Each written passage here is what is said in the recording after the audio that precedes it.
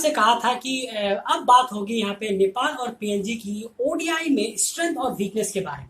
जहाँ ये भी जानना जरूरी है कि किस टीम की क्या स्ट्रेंथ है और किस टीम की क्या वीकनेस है, क्योंकि यहाँ बात ओडीआई की हो रही है और दो टीमें जो इस वक्त आमने सामने एसोसिएट में जो अपना पहला मैच खेलने वाली है 5 तारीख को, नेपाल और पीएनजी। जी हाँ, तो सबसे पहले जान लेते हैं दोनों ही टीमों की वीकनेस क्या है, या सबसे पहले वीकनेस की बात कर लेते हैं। सबसे पहले हम यहाँ पे जानेंगे पीएनजी। जी हाँ, पीएनजी की वीकनेस ऐसा क्या है, वो अब तक वर्ल्ड क्रिकेट लीग 2 में 8 मैचेस खेल चुके हैं और 8 में उन्हें हार का सामना करना पड़ा है। आखिर ऐसा क्या है, वो रीजन क्या है जो पीएनजी इतना खराब परफॉर्मेंस लगातार कर रही है, उनकी सबसे बड़ी वीकनेस वनडे इंटरनेशनल में, आइए समझाते हैं। बिल्कुल, देखिए अगर वीकनेस की बात करें तो यहाँ कहीं ना कहीं बैटिंग पीएनजी की बहुत ज्यादा वीकनेस नजर आ रही है। बैटिंग में बहुत काम करने की जरूरत होगी पीएनजी को।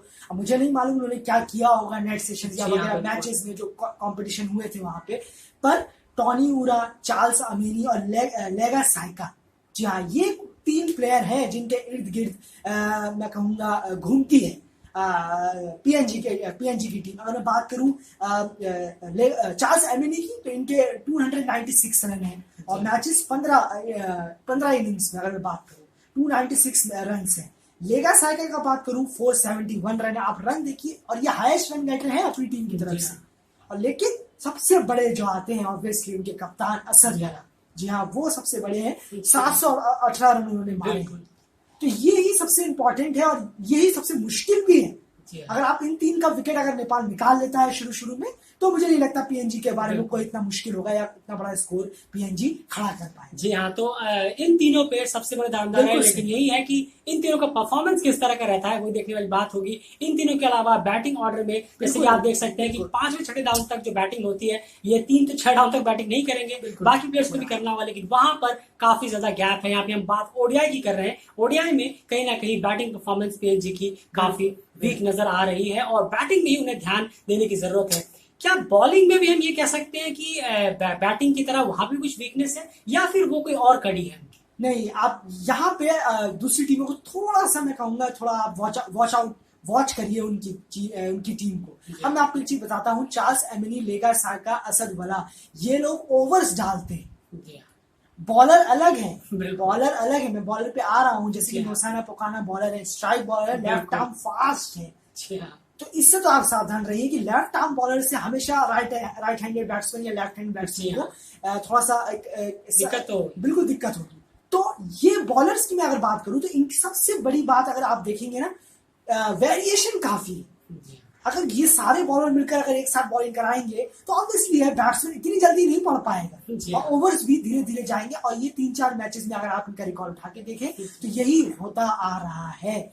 6 से 7 बॉलर पीएनजी यूज करता है अपने हर मैच में। जब मैंने चेक किया तो यही निकल के मेरे सामने आया। जी हाँ, तो जब आपके टॉप स्कोरर लगातार बॉलिंग भी करा रहे हो तो कहीं ना कहीं, और फिर बॉलर्स का सेक्शन एक अलग हो, तो आपके पास ऑप्शंस अच्छे खासे हो जाते हैं। जी हाँ, नॉर्मन बनुआ भी है और पुकाना है, बाकी है। जी हाँ, मैं एक चीज जानना चाहूंगा, टॉनी उरा का ओडीआई में क्या परफॉर्मेंस है? बिल्कुल, मैं आपको टॉनी उरा के बारे में काफी थोड़े से चर्चित नाम है, तो इनके बारे में भी जानना थोड़ा जरूरी है। बिल्कुल, अगर मैं टॉनी उरा की बात करूं तो उनके यहाँ पे 718 रन हो जाते हैं। और अगर मैं असद वला की अगर मैं बात करूं, अच्छा आपने मुझे टॉनी उरा का याद दिलाया, उसके लिए माफी चाहूंगा। 739 रन असद वला की। तो ये बैट्समैन, टॉनी उरा बॉलिंग नहीं कराते, इसके बारे में आपको बता दूं, टॉनी उरा बॉलिंग नहीं कराते, पर असद वला, लेग साइका, चार्ल्स एमिनी, ये सब बॉलिंग कराते हैं। 4 इनके पास जो हॉट पिक है, और खासकर टॉनी उरा और असद वला तो ज्यादा से ज्यादा, पर ये 4 अपने आप में बहुत अच्छे। जी हाँ, तो कहीं ना कहीं इनसे ये तो पता चल रहा है कि बैटिंग में कहीं ना कहीं वीकनेस पीएनजी की जरूर है। और जो सारा रिस्पॉन्सिबिलिटी आ जाती है वो पूरी तरह से टॉनी उरा और असद वला के ऊपर कहीं ना कहीं हम देख रहे हैं। आप डिफरेंस देख सकते हैं, ये दो प्लेयर 700 रन मार चुके हैं और बाकी प्लेयर जो उसके बाद जो है वो 450 के आसपास। अब मैं आपको एक छोटी सी चीज जल्द से जल्द बता दूं, इसी को लेकर आपने कहा 4, ये बहुत इंपॉर्टेंट है। यूएसए के खिलाफ 177 पे यूएसए को ऑल आउट कर दिया गया। ये 4 जब शुरू में बैटिंग ऊपर या थोड़े नीचे जब बैटिंग करने के लिए उतरे, ये चारों को यूएसए ने जल्द से जल्द समेट दिया। इसके बाद बहुत ही अच्छा मौका था बैट्समैन के पास, दूसरे बैट्समैन के पास स्टेप अप होने का। मैंने चेक किया, लेकिन सब ढेर हो गया और 115 रन पे पीएनजी ऑल आउट हो गए, 178 का टारगेट चेस करते हुए। जी हाँ, तो ये 4 नाम, अगर हम ऑपोजिशन टीम की बात करें, नेपाल टीम की बात करें, ये 4 नाम अगर आपने आउट कर लिए नेपाल की टीम के बॉलर्स, तो फिर आपको मैच में किसी भी मैच में, दोनों ही मैचेस में जरूर। आपको हार का सामना नहीं करना पड़ेगा। ये वो 4 बैट्समैन हैं। असद वाला, टॉनी ऊरा, लेगा साइका और चार्ल्स हेमिंग, भी हाँ, ये 4। इन पे ध्यान देने की जरूरत है। ये हो गई पीएनजी के बारे में बात। अब यहाँ जान लेते हैं नेपाल क्रिकेट टीम की बात। यहाँ नेपाल क्रिकेट टीम की स्ट्रेंथ और वीकनेस के बारे में आपको बताते हैं। सबसे पहले जान लेते हैं कि उनकी सबसे स्ट्रांग पॉइंट इस वक्त उनकी टीम के साथ क्या है, जो कि बहुत ही जबरदस्त और फुल रेडी और तैयार नजर आ रहा है। सबसे जो अच्छी बात यहाँ पे कहूंगा इस टीमों में नजर आ रही है नेपाल में इस बार, कि उनके पास बॉलिंग काफी ज्यादा बॉलिंग है। डिपार्टमेंट, करण केसी, सोमपाल काबी, अविनाश बोहरा, सुशांत भारी, संदीप लामिछाने, गुलशन झा आ गए हैं। जी हाँ बिल्कुल, तो बहुत ही अच्छी बात है, आपके पास इतने बॉलर हैं। मैं जो अभी थोड़ी देर पहले जिसकी बात कर रहा था मैं, वेरिएशन वगैरह की, तो यहाँ है वो दिख रहा है। ये अच्छी बात है नेपाल की स्ट्रेंथ की अगर हम बात करें। जी हाँ। और अगर हम यहाँ पे कैटेगरी वाइज डिवाइड करने की कोशिश करें कि आप देखिए वेरिएशन भी सबके अलग अलग है, सबकी स्पेशलिटी जो हम कहते हैं वो भी अलग अलग है। गुलशन झा जो कि स्पीड के साथ बाउंसर होने में सक्षम है, जिन्होंने बेहतरीन परफॉर्मेंस की थी अभी जब मेयर्स कप हुआ था वहां पे भी, और उनके पास ये एबिलिटी है कि वो स्पीड के साथ बाउंसर करा सकते हैं, जो कि बहुत दिक्कत देने वाला है सामने पिच पे। और ओमान जैसे ग्राउंड पे जहाँ पे ऑलरेडी स्पिनर्स के मुकाबले फास्टेस्ट ज्यादा विकेट लिए है वनडे इंटरनेशनल की अगर हम बात करें। स्पिनर्स को कैसे देखते हैं आप नेपाल की टीम? ये आपने बहुत अच्छा पॉइंट उठाया है। एक्चुअली यहाँ पे अगर एक छोटी सी चीज कहूंगा, अगर लामिछाने और सुशांत भारी बेसिक स्पिन पे जाएंगे, जी हाँ, तो विकेट नहीं मिलने वाला। बहुत सही कहा आपने। अगर मैं बात करूं संदीप लामिछाने और सुशांत भारी की, अगर आप बेसिक स्पिन से जाएंगे तो मुझे नहीं लगता यहाँ ज्यादा विकेट आपको मिलने वाला है। बेसिक स्पिन मतलब अगर जैसे लामिछाने लेग स्पिन बॉलर है तो वो लेग स्पिन कराए जा रहे हैं, सुशांत भारी है वो लेफ्ट आर्मर है तो लेग स्पिन कराए जा रहे हैं, कुलदीप यादव जब लेग स्पिन ज्यादा कराते हैं तो उनको ज्यादा विकेट नहीं मिलता। बिल्कुल, वो फ्लाइटेड कराते हैं और कभी अनऑर्थोडॉक्स करा देते हैं, लेग स्पिन है लेकिन बाहर जा रही है बॉल, और कभी कभी बॉल को टाइट भी रखते हैं, खिंचा हुआ है। जी हाँ तो बिल्कुल, ये सब करना बहुत जरूरी होगा। तब गुगली, मैं सीधी सी बात कर रहा हूँ, गुगली की अगर आप ज्यादा इस्तेमाल करेंगे तो ऑब्वियसली मैं गारंटी से कह सकता हूँ यहाँ पे बहुत अच्छे रिजल्ट लामिछाने और सुशांत भारी को मिले। जी हाँ। तो कुल मिला के कहने की बात यह है कि अगर आप स्पिन में भी कुछ वेरिएशंस का यूज करेंगे, जरूर। जो कि आप देखते होंगे अश्विन काफी ज्यादा करते हैं अपने। जी हाँ, अश्विन सिर्फ एक नॉर्मल ऑफ स्पिनर नहीं है, वो काफी सारे वेरिएशंस करते हैं, काफी सारे बॉल्स उन्होंने निकाले हैं, इसलिए आप कह सकते हैं कि वो काफी सक्सेसफुल भी है। तो यहाँ पर बात यहाँ पे संदीप लामिछाने और अविनाश बोहरा की और सुशांत भारी की हो रही है। इन दोनों में सबसे इंपॉर्टेंट होगा अगर ये वेरिएशंस का यूज करते हैं स्पिन में तो फिर ये काफी सक्सेसफुल होते हुए नजर आएंगे। ये इनकी बात हो गई स्ट्रॉन्ग डिपार्टमेंट की। जी हाँ, इनका स्ट्रेंथ है जो इस बार बॉलिंग स्ट्रेंथ है, जबरदस्त नजर आ रहा है नेपाल का। वीकनेस जो है, जी हाँ, जो वीकनेस है वो कहीं ना कहीं नजर आती है। जी हाँ, आपको भी बिल्कुल यही लगता होगा और मुझे हमें उम्मीद है कि हमारी और आपकी जो राय है वो मैच करेगी। बैटिंग में कहीं ना कहीं वीकनेस ओडीआई में नजर आ रही है नेपाल क्रिकेट टीम की। अगर आप बात करें पारस खड़का, जी हाँ, जो पिलर थे, जो स्तंभ थे, स्ट्रेंथ थे नेपाल की टीम के लिए, जब भी रन्स की जरूरत पड़ती थी वो हमेशा लीड फ्रॉम द फ्रंट करते थे। ओडीआई में उनकी सबसे बेहतरीन एवरेज भी है रह चुकी है। उनके जाने के बाद यहाँ पर जिन 3 प्लेयरों के ऊपर सबसे ज्यादा दारोमदार नजर आ रहा है, क्योंकि वो काफी टाइम से खेल भी रहे हैं, वो 3 प्लेयर्स कौन से हैं और उनका एवरेज क्या कहता है, और क्यों हम कह रहे हैं कि इन तीनों को ही ज्यादा ध्यान देने की जरूरत है, क्यों? क्योंकि इनको डाउन्स को ध्यान में रखते हुए आइए समझाने की कोशिश करते हैं। बिल्कुल। अब वो जो प्लेयर्स हैं, अब सबसे पहले जो कप्तान नेपाल टीम के ज्ञानेंद्र मल्ला, इसके बाद यहाँ पे दीपेंद्र सिंह एरी और तीसरे प्लेयर है आरिफ शेख।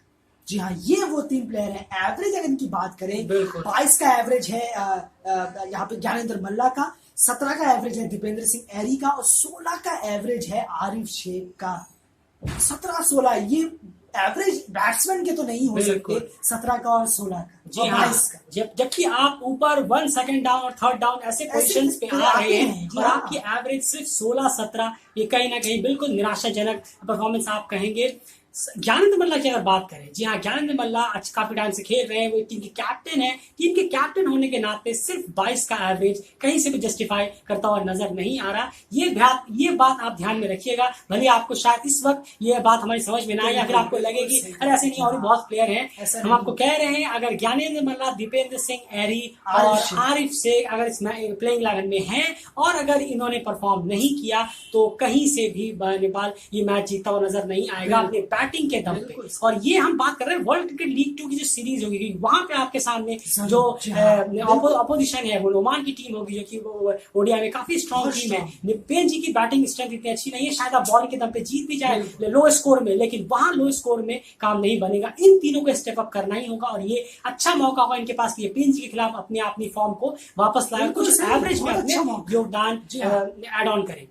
कुछ और प्लेयर की बात कर लेते हैं, विनोद भंडारी और शरद वेश्वेकर, इनके बारे में क्या कहना चाहेंगे? अगर ये प्लेइंग 11 में होते हैं तो इनसे कितनी उम्मीद रखी जा सकती है? देखिए, शरद वेश्वेकर का तो मुझे ज्यादा उम्मीद नहीं है, उनको प्लेइंग 11 में इतना ज्यादा मुझे मेरे हिसाब से मौका मिलेगा, लेकिन विनोद भंडारी को मौका मिलता हुआ यहाँ दिख सकता है। जी हाँ, अगर विनोद भंडारी की एवरेज की बात करूं तो देख लीजिए 25 का एवरेज है उनका, इनके मुकाबले काफी बेटर है।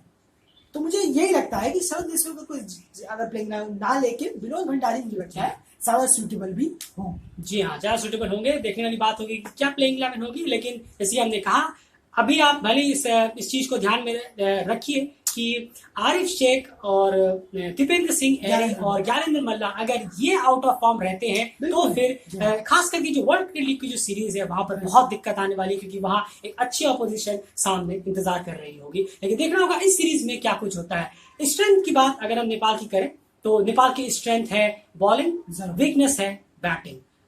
वहीं पे अगर पीएनजी की बात करें, स्ट्रेंथ है उनकी ऑलराउंड प्लेयर्स, जहाँ वो 4 प्लेयर जो है जो बॉलिंग भी करा लेते हैं, और उनकी वीकनेस बैटिंग और बॉलिंग दोनों में है, लेकिन बैटिंग में ज्यादा एक्सपोज होती हुई नजर आती है। मेरा एक छोटा सा सवाल है, मेरे यहाँ मैं कुछ जानना चाहता हूँ, जैसे करण केसी और सोमपाल कामी, कुशल मल्ला, ये 3 है नीचे बैटिंग कर लेते हैं थोड़ी बहुत, तो ये मैं जानना चाहता हूँ कि अगर ऊपर के लड़के थोड़े ढेर हो जाते हैं नेपाल के, अगर 120 या 30 का स्कोर है और 5-6 विकेट गिर गए हैं, तो क्या आप उम्मीद कर सकते हैं इनसे कि ये जो एवरेज स्कोर हमने बताया 225 का, वहां तक ले जाएंगे ये 3 प्लेयर, कुशल मल्ला, सोमपाल कामी और करण केसी? जी हाँ, तो यहाँ पे मैं कहना चाहूंगा कि सोमपाल कामी खास करके ले आ सकते हैं, क्योंकि अब आप सोचेंगे नहीं वो काफी बड़े हिटर्स हैं करण केसी, कुशल मल्ला, लेकिन ये अलग चीज होती है। ओडीआई बात कर रहे हैं हम, 110-15 से आप 225-30 पे हर बार जरूरी नहीं है कि आपकी बॉल बाउंड्री पार ही हो, हिटिंग आपकी काम करी जाए, कभी कभार हो सकता है, लेकिन हर बार ये कर पाना मुश्किल होगा, क्योंकि एक बैट्समैन आपको दूसरी तरफ, अगर मान लीजिए कुशल मल्ला इस तरफ से खेल रहे हैं तो आपको उस तरफ से कम एक ज्ञानेंद्र मल्ला चाहिए होंगे, आरिफ शेख चाहिए होंगे, या फिर वहां पर दीपेंद्र सिंह ऐरी चाहिए होंगे, या विनोद भंडारी चाहिए होंगे। आपको एक ऐसा प्लेयर चाहिए होगा जो थोड़े काम और कंपोज तरीके से इनिंग को आगे बढ़ाए। अगर एक तरफ करण किसी दूसरे कुशल मल्ला है, आप 1-2 इंस्टेंट में देख पाएंगे, लेकिन लंबे लॉन्ग रन पे ये आपको बिल्कुल होता हुआ नजर नहीं आएगा। अभी हमने पहले ही कहा, अभी आपको भले ये बातें समझना है, आप एक बार मैच शुरू हो जाने दीजिए, खास करके जो वर्ल्ड क्रिकेट लीग 2 की सीरीज है उसमें फिर ये बात सामने निकल के आएंगी। सारी चीजें रखनी सामने जरूरी है, खाली ये नहीं कि हम अपनी टीम की जो अच्छी चीजें उन्हीं को सामने रखें, क्योंकि आप जब हारते हैं तो आप अपने अच्छाइयों की वजह से नहीं, अपनी कमजोरियों की वजह से हारते हैं, जो चीजें निकल के आती है। तो यही एक आंसर है। देखना होगा क्या करते हैं, ऊपर के बैट्समैन को स्टेप करने की जरूरत है। 22, 16 और 17 के एवरेज से आप ओडीआई में बड़े लेवल पे पहुंचने की उम्मीद नहीं कर सकते। आपके हिसाब से क्या लगता है, दोनों ही टीमों की स्ट्रेंथ और वीकनेस क्या है? कमेंट बॉक्स में जरूर बताइएगा। और बने रहिए लगातार, आज ही 2 वीडियोस थी इस सीरीज से रिलेटेड, आगे फिर लगातार वीडियोस अब इस सीरीज से रिलेटेड आती रहेंगी। काफी सारी बातें हैं इस सीरीज से रिलेटेड करने की, इस टीम्स के बारे में करने की। बने रहिए चैनल को सब्सक्राइब कर दीजिए, जरूर करें। पूरी सीरीज की अपडेट यहाँ पर लगातार मिलेगी, फुल कवरेज जब हम चालू करेंगे अब से लेकर 8 तारीख तक। फिलहाल इस वीडियो में इतना।